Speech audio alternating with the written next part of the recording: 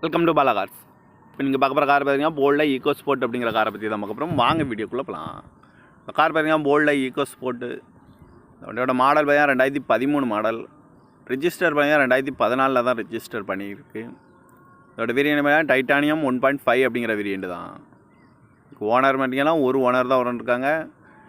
இது ஒரு டீசல் வண்டி தான். கிலோமீட்டர் பார்த்தீங்கன்னா 1,10,000 கிலோமீட்டர் ரன்னிங் ஆகிருக்கு. கம்பெனி சர்வீஸ் கடவோட வண்டி வந்துருக்காங்க. இதுக்கு இன்சூரன்ஸ்னு பார்த்தீங்கன்னா இல்லை.